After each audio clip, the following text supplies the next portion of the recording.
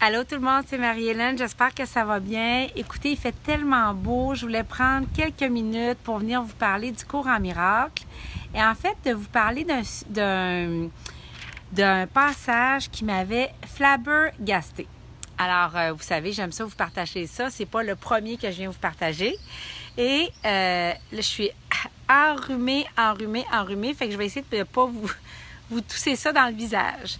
Et je vais vous parler de ce qu'on parle dans le cours en miracle à la page 188, qui est les deux évaluations.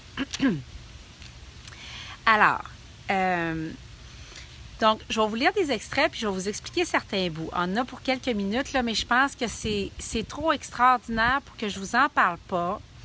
Et si jamais vous voulez faire partie d'un groupe de soutien à 35 $ par mois, je vous invite à venir nous rejoindre dans le groupe Facebook et vous allez aussi avoir des vidéos d'approfondissement.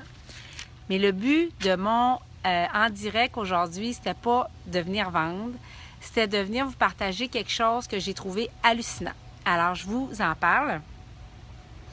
Ça s'appelle les deux évaluations à la page 188 du cours en miracle.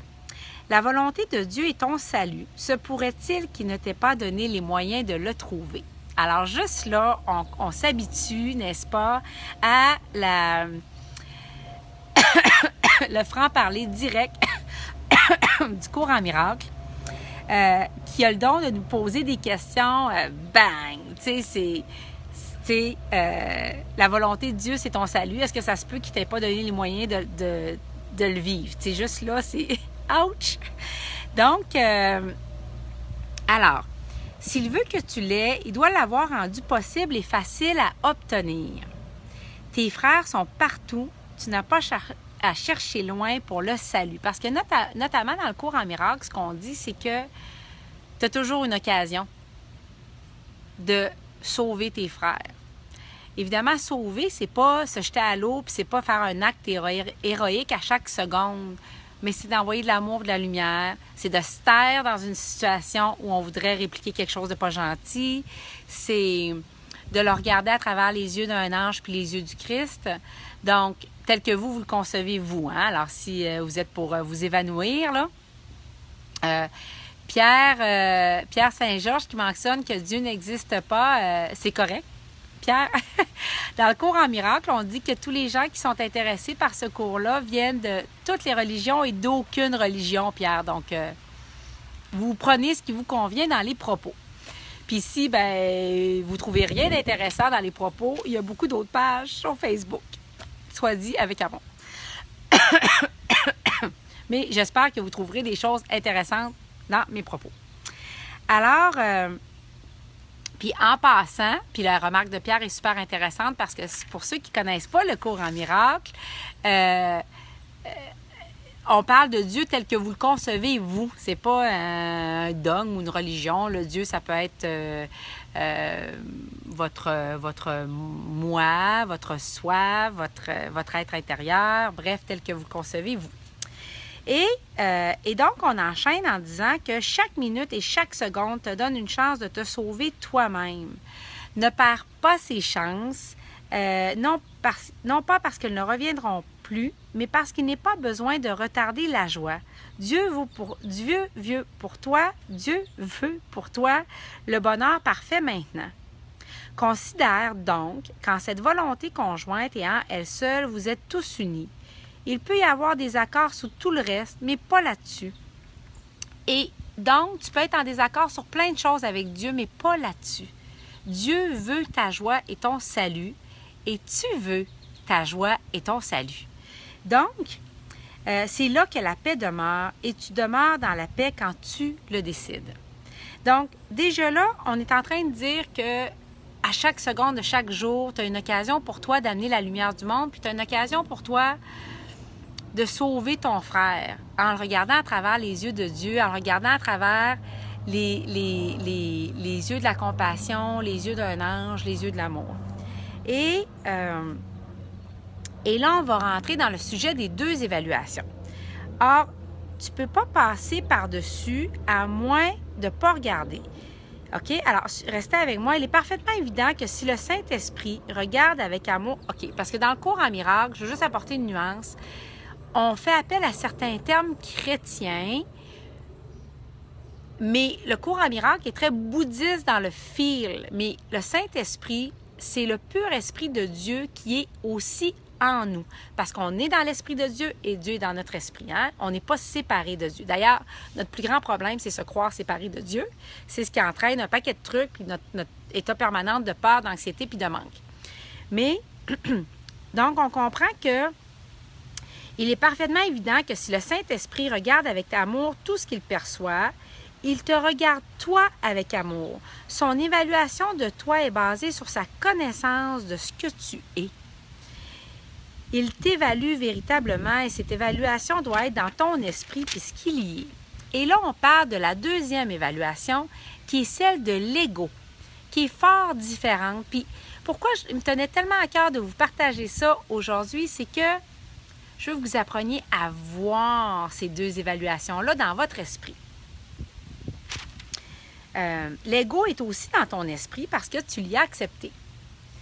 Son évaluation de toi, toutefois, est l'exact opposé de celle du Saint-Esprit parce que l'ego ne t'aime pas. Il est inconscient de ce que tu es, il est entièrement méfiant à l'égard de tout ce qu'il perçoit parce que ses perceptions sont si changeantes. Et ce qu'on apprend dans le cours en miracle, c'est les perceptions, comment Dieu nous perçoit et comment le Saint-Esprit nous perçoit, ne changent jamais. Ils nous connaissent, c'est inchangeable. Et son amour pour nous est inchangeable et inaltérable. Tandis que l'ego, c'est la petite voix qui vous dit par moments « Et t'es cave d'avoir fait ça.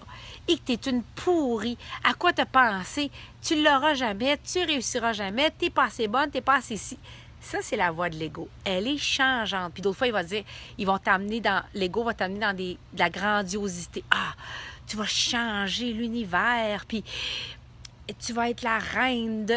Hein? Alors, la perception de l'ego est changeante, pas celle de Dieu. Et par conséquent, l'ego est capable au mieux de suspicion et au pire de méchanceté. Voilà sa portée.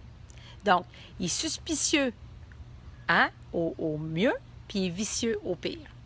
Donc, tu as donc dans ton esprit deux évaluations conflictuelles en tout temps de toi-même, et elles ne peuvent pas être vraies toutes les deux. Tu ne te rends pas compte encore à quel point ces évaluations diffèrent complètement l'une de l'autre parce que tu ne comprends pas combien la perception que le Saint-Esprit a de toi est élevée en réalité. Hey, si c'est pas de l'amour puis c'est pas beau ça, je sais pas ce que c'est.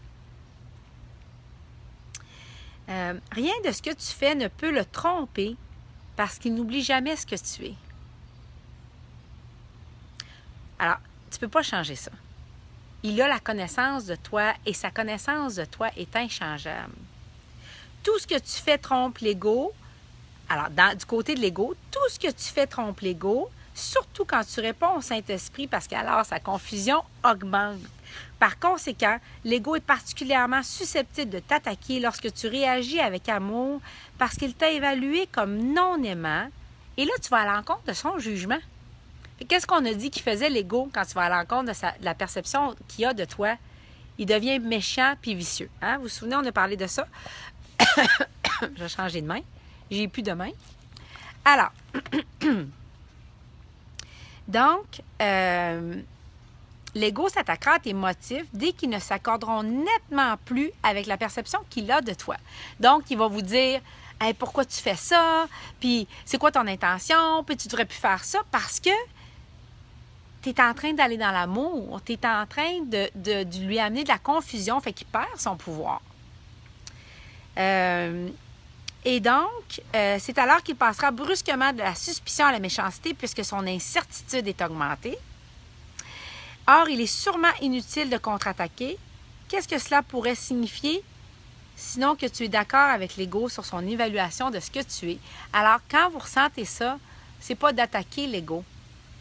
Puis c'est pas d'attaquer tout court. Sinon, vous donnez raison au fait que votre évaluation de vous peut être changeante. Vous donnez raison au fait qu'on pourrait porter vraiment atteinte à qui vous êtes. Alors, Voudrais-tu te tourner vers l'ego pour qu'il t'aide à échapper d'un sentiment d'insuffisance qu'il a produit et qu'il doit maintenir pour assurer son existence? Fait que si tu te tournes vers l'ego, si tu acceptes l'évaluation de l'ego, tu te tournes vers la cause même qui t'a amené à te croire insuffisant et te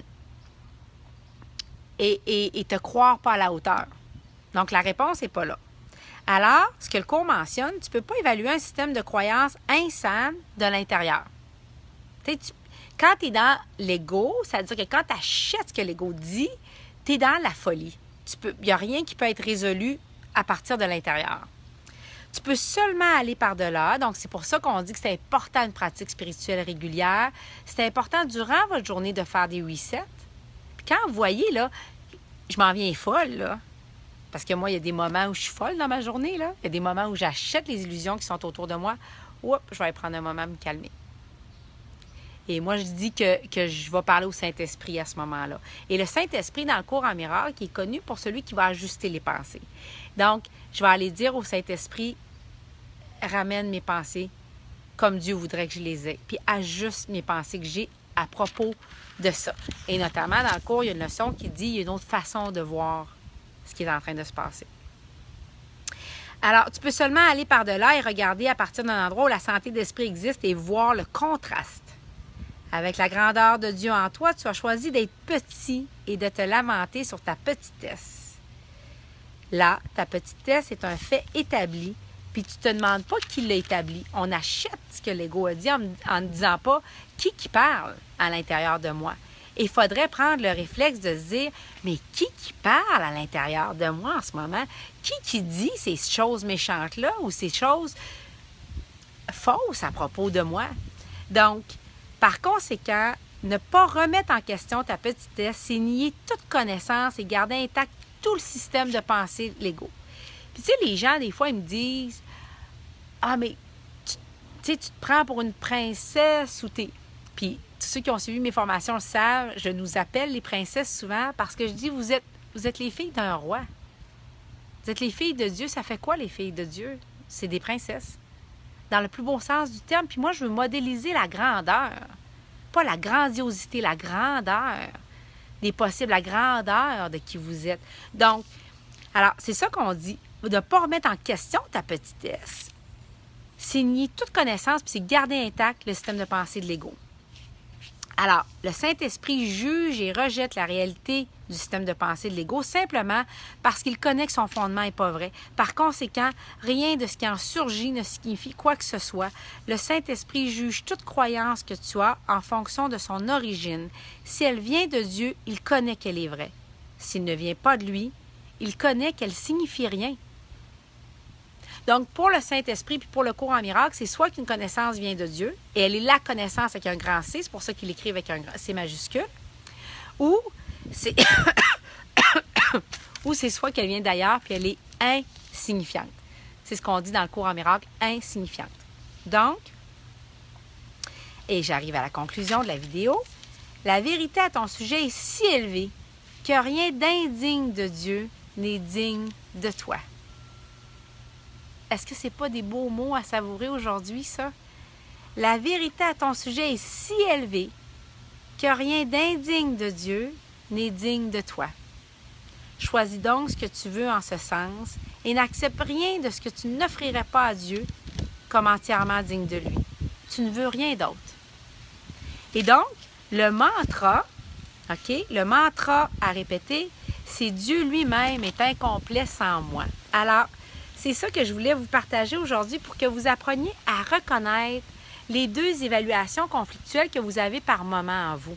Une qui vous rappelle votre petitesse, une qui vous parle d'imperfection, une qui vous parle de comment vous n'êtes pas arrivé encore, de comment vous n'avez pas réussi encore en affaires,